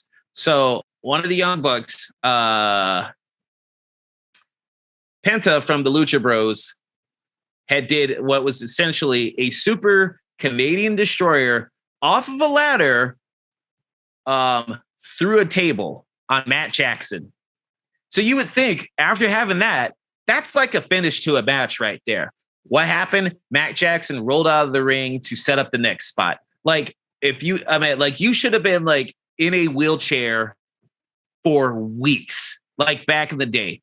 But like, if you're just setting up for the new spot and like, you just come off as impervious, it takes me right out of the thing. And yes, I realize that pro wrestling is, predetermined and stuff like that. It's just like, you still got to make it somewhat, when I say sell. Yeah, you got to sell it. So here's the thing. I was talking to a friend last night she's really into pro wrestling. But I think I met her at BlurredCon and she was at Bitchin'. But either way, we were talking about, the believability of wrestling. It's like, yes, we know things are predetermined. We understand that. But here's the truth. When it comes to specific characters, specific actions, there has to be meaning behind all this. Like the concept of, and I know I'm kind of running around here, but like think of the concept of Stone Cold Steve Austin, right? Just the concept of the character. Like every decision he's made since the persona of him being Stone Cold Steve Austin has been in alignment with that character. Like, why did he end up the leader of the Alliance? It's not just because he liked WCW. He was always anti-Vince. Like, if you look at everything that he did, he was anti-Vince in everything he did. So whether he was a face, heel, anti-hero, whatever, it was anti-establishment, anti-Vince. I was watching like a pop the other day, like back when they had the Goldberg Lesnar thing the first time. And Vince called Stone Cold and Goldberg to the ring. And he was like, you had the nerve to give this guy a ticket to a SmackDown event, and then you had the audacity to tell him not to do anything you wouldn't do. And Stone Cold was like, what's wrong with that? And he said, there isn't a damn thing you wouldn't do. I'm like, this moment in particular shows how well they took care of this character, because that wouldn't have had that much of an impact if he didn't stick to the concept of the character since the freaking beginning. Even thinking about his moveset. Granted, he had like 4 offensive moves, but think about what he does. It's like, no, this makes sense. I'm coming here to stomp you into the corner. I'm coming here to punch you a little bit. Stone Cold Stunner, you're out. Because that's my mission. My mission is to come here, whoop your ass, and leave. I'm not here to do no high flying shit. I'm not here to do anything extra, you know? So, but also like getting back to what you were saying, like, yeah, stuff like that, a person should be injured on an injured list. So they should be out, or that should have had some significance, because now you're basically saying this person is Superman. Mm-hmm. You gotta, yes, you want to have these wrestlers seem superhuman, but you gotta make them beatable in some aspect, because that's what'll grab a person. The unbeatable machine, that only works but for so long. It only works for so long. So it's like, why is he flying off of this, landing on his head, and then he just gets up? Like, no. Sell this. Extend the story. No, I think you would like if you were going to watch AEW, I think you would get it. Definitely Maxwell Jacob Friedman, FTR, who used to be the Revival when they were in WWE, definitely in NXT. The Acclaimed are pretty cool. I like Malachi Black. Looks like he's starting to come back, but they didn't know how to use him, you know. But like his whole group, the House of Black, definitely intriguing. I don't know. I mean, because like Malachi Black is definitely he was. Did you watch any of the NXT like in the recent years? So he was Aleister Black when he was in the WWE. Do you know what I'm talking about? I do. Okay, but now he's Malachi Black. But like his theme song was from this band called Amon Ra, and he introduced me to like more metal bands and stuff like that, because like he's that dude Tommy End, who's like the person who plays Malachi Black. He definitely is a metalhead, and it's like it's cool to see like how he thinks about like the little details and stuff like that, because he would always come out with like partial like he's being possessed, and then like at first when he first came out, it was like a little bit of like maroon, looked like it was had bruising on his eye and stuff like that, and he had like a one regular color eye and one light blue eye, but then as time was going on, you would see like that maroon would turn to black, and it was getting bigger and bigger like around it, like he's being possessed and stuff like that. But then whenever there was like an event that had significant change, that blue eye would actually be red, and that whenever he had the red eye, that meant like he never announced it, but I noticed that like whenever there was like a red eye, there was always like a new change that was coming up, like a new member showing up out of nowhere and stuff like that no one was expecting. That's like little details like that, and I was like, I can appreciate that. That's why I appreciate Bray Wyatt too, because he pays attention to the details. Oh, big time. Well, first of all, Bray ran damn near a whole year campaign against the Undertaker, and Taker wasn't even there. I'm like, this boy's good. I like him. I wish, although he didn't necessarily need that. I mean, like, I still feel that the Undertaker streak should have never been broken at WrestleMania. But with that being said, if Bray Wyatt would have broken the Undertaker streak, I would have not necessarily been mad, because then that would have gave Bray that that extra oomph, that push. Well, 100%. Brock Lesnar didn't need to beat the streak. He didn't need to. So apparently there was an interview years ago that somebody asked Undertaker who would beat the streak, and he, like, at least I read this, I don't know how accurate this is. They say he pointed to a photo of Brock. So that was probably written in stone long ago, and that's probably why Taker was at the UFC event, when Brock got his ass handed to him. But it still didn't need to happen. Yeah, it didn't need to happen. It's like, I get it. You want to have somebody who's like, you want to have a situation that's believable, right? But yes, it's believable to a point, but that's just not the guy. In that scenario, it's like you said, if Bray would have been the one to end the streak, it would have been one of the perfect passing of the torch moments. Yeah. It really would have. And that's why by the time they did wrestle at WrestleMania, it didn't have as much oomph as it could have. Which was just unfortunate it was unfortunate for Bray, really. But then again, Bray was always booked that way. Like, he was always booked to be like a threat, but then he would always lose the big matches. He lost against John Cena, lost against The Undertaker. It's just like, I found that frustrating. Like, he had such a big following, but it was kind of cool though. Like, when he started up like the Fiend rendition, the Firefly Funhouse, like, he was starting to correct all those previous losses and stuff and the callbacks to it. And I was like, holy shit, this is some deep stuff, you know? And then it got cut off at the knees. But like, when the Firefly Funhouse first started out, I was obsessed with watching all those segments and stuff like that until like the Fiend first appeared, and like his first match against Finn Balor at SummerSlam was pretty awesome too. Yeah, no, that was really good. That reminds me. Wait, what's Finn doing now? He is the leader of Judgment Day, which oddly enough, it's funny. Edge came back. He started a heel group called Judgment Day, had it for a month, and they got booted out of the band. He got booted out of the band. And now Finn Balor is the leader of the group. I'm like, you literally just started. I was like, one would think that this was AEW booking this shit. The fact that he just started like this group, had it for roughly a month, and now he's already booted out, and now he's like back to being a face, even though he had just turned heel recently. You know, they're just doing anything. All right, how can we fuck it up this week? Let me stop. I don't know, but here's the thing, though. Now you do know that Vince McMahon is now out, right? Yeah, I know. And I can't believe I would actually say this. Well, I have no problem saying this now because NXT during the Black and Gold era was pretty damn good. The fact that Triple H is now like running the show and stuff like that, and like it's slowly starting to improve. So like I'm actually starting to get interested back into watching WWE. Like for like the Bray Wyatt stuff, love it. I don't know if you're familiar with like Sami Zayn. Yeah, I know. Did you watch that recent clip of Sami Zayn and the Bloodline? Which recent clip was it? When he was arguing with one of the Usos?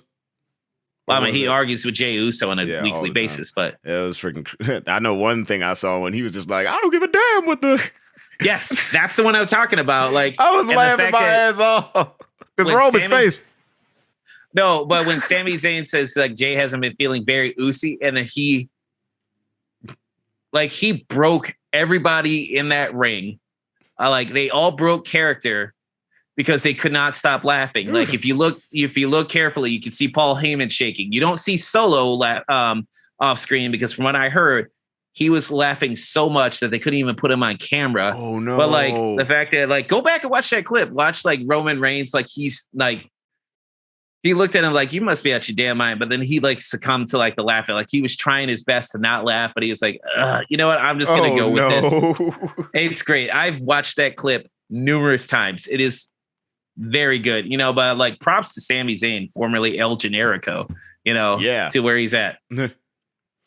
Goodness, man, that's hilarious. And he has long hair now too. That's a funny thing. Which when I saw that clip, I was like, "Does Sammy have like short hair in the beard? Like what's?" Back in the day, yes. Mm-hmm. Oh my god, that's crazy. It's wild to see the evolution of the game like over time. Because I've had the few conversations I've had recently about wrestling is like who is going to be like the cat that like really takes Roman down, and I'm like, well, who's believable? I don't want it to be Bray. Not so soon. Yeah, like you can't rush that. That's a slow roast moment. Like, don't make it too slow, but it's a slow roast moment. You can't, not off the he just got back. You can't do that. You can't do that because then you're just gonna tank the longevity of the idea of what you're doing. But we'll see. we'll see. Just don't bring Goldberg back again. Yeah. First of all, he's old. He don't even walk the same no more. Yeah, but you know what? man. For a dude that's like in his 50s, that dude is cut. He's in shape, man. I mean, he's still no wait, that was an interview like some years ago, but I mean, he still like actively spars, dude. Like so Yeah.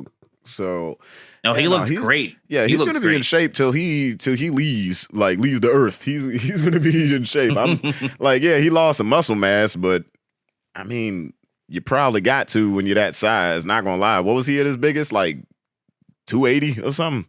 I don't know. I don't know if Goldberg was that big, man. Yeah, I don't know. That's but, Brock. That's Brock at that point. Yeah. Yeah, nah, he's at least like 260, maybe, but that dude was not juiced to the gills, but he was jacked to the gills. It's like he just had, it's like these were his traps. Okay. Just like, come on, man. Hey, where's your neck?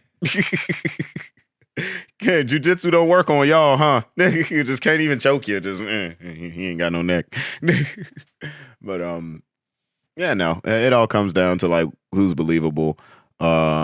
When it comes to wrestling, you know, and that's why you'll see certain guys in certain places for a long ass time. Like people would always ask, well, who's gonna beat John Cena back in the day? I'm like, all right, well, seeing as though, you know, back in the day, John Cena's special move isn't the FU or the attitude adjustment, is it, you know, got changed to. His special move is called kick out at 2. Who who's gonna keep him down?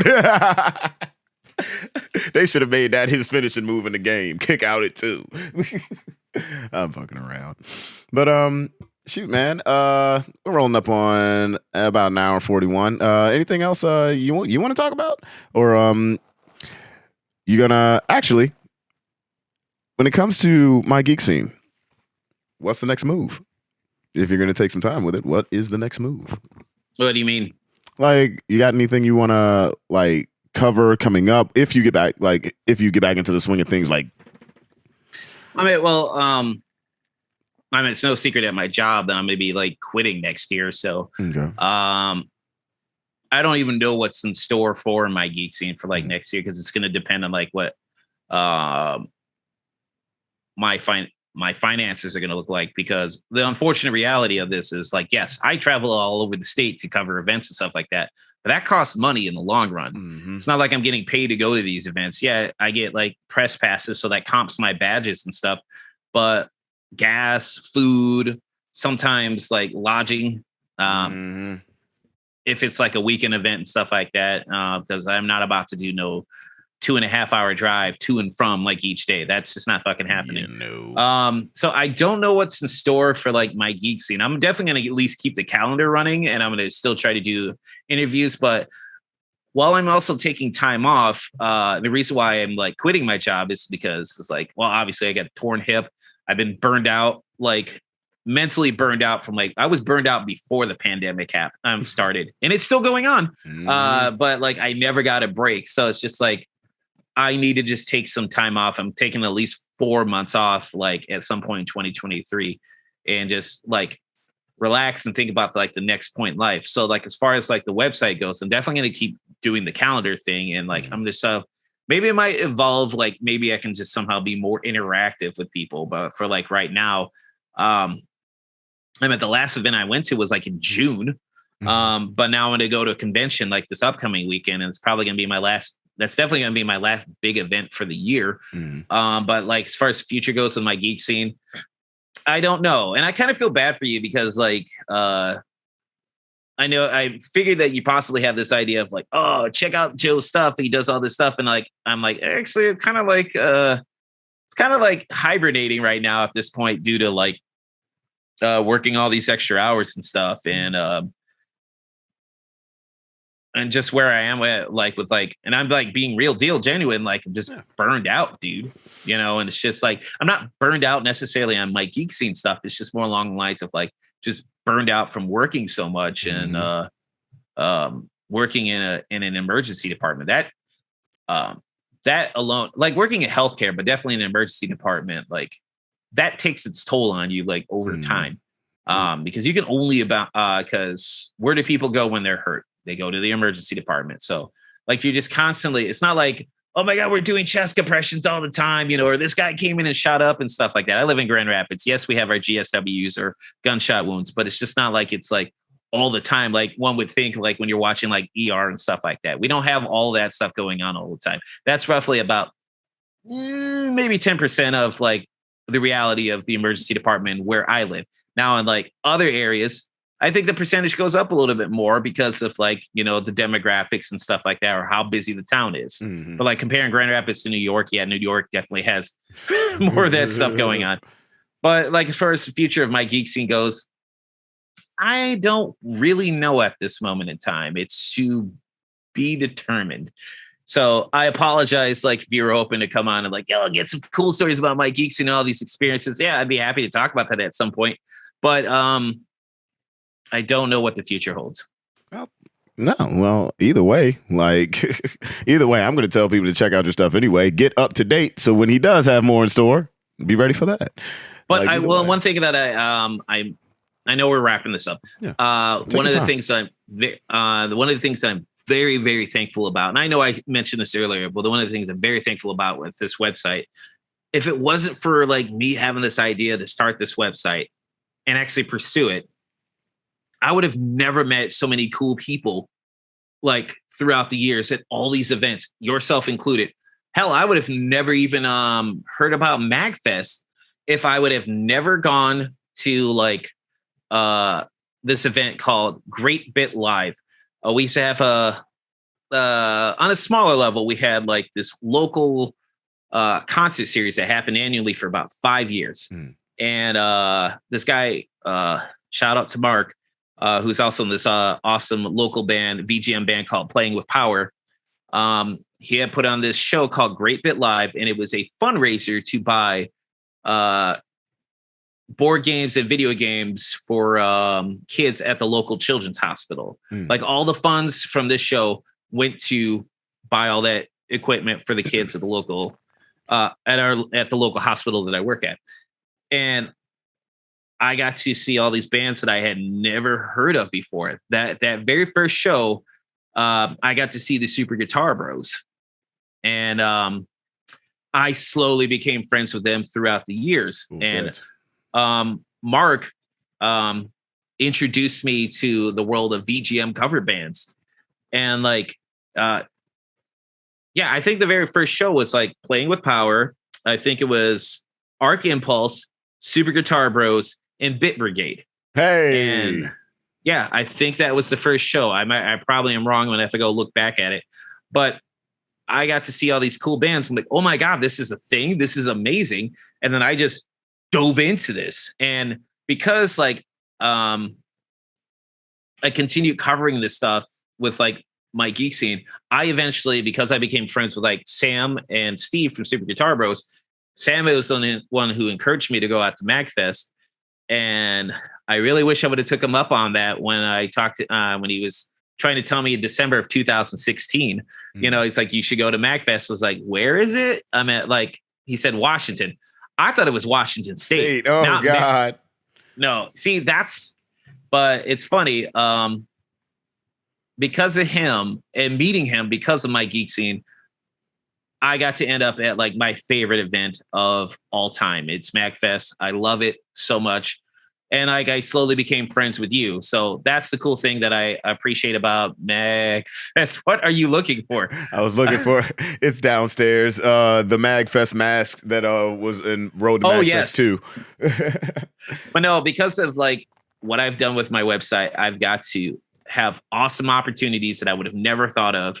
And meet cool people and become friends with a lot of these people that I've met throughout the years. That's what I'm very thankful for my geek scene. If I never did anything ever again with my geek scene, I could always look back at the cool opportunities and the good friends that I've made throughout the years and the good experiences.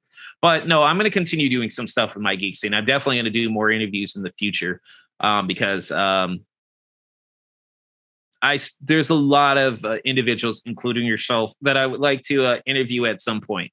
Yeah, you're on my list. Oh, so God. It's not, and you're already on my list prior to even doing this podcast. If we would have never did a podcast together, you would have still been on my list of people to interview. So it's just when I actually get some time to like actually rest and relax and then recharge my batteries, I'm going to start like doing light research on doing research and start hitting people up like, hey, would you like to do at least an online interview and stuff like that?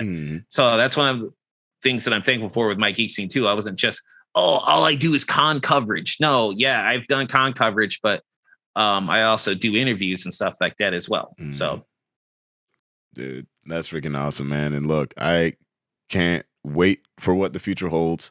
I gotta thank you so much. Homelessness. That's what the future holds for me, is homelessness. Oh no, don't go there.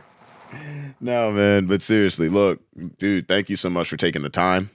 Because you didn't have to, you know. But I wanted to, you know. I mean, like, I was honored that you asked me. I was like, holy shit. Because like a lot of the times, like, yeah, I'm the one who does interviews with people. And this is a nice change of pace to like actually talk to people, even though I didn't really talk about myself a whole lot because I kept putting it back on you.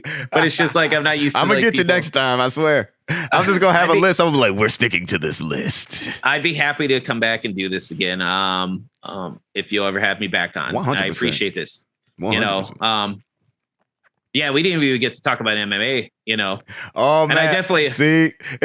This will end up being a 4-hour podcast. We get it. No, dude, I gotta go to bed. I've been up. Yeah, man. Hey, look. Once again, brother. Yo, thanks again so much for being on. Look, get yourself some rest. I wish you nothing but health, safety, peace, love, and blessings as always. You are my brother, and I'll talk to you soon. Tovaun, thank you so much, dude. Thank you for your friendship, and thank you for having me on. I truly appreciate this. So thanks, dude. Cool beans. Stay blessed, brother. You too, man. All right, fam. Thanks once again for tuning in to another episode of the O on God podcast. Big shout out to Joe Hubbard. Make sure you follow him on social media and check out MiGeekScene. Till next time, I'm your host, Tovaun Anthony, and I wish you health, safety, peace, love, and blessings.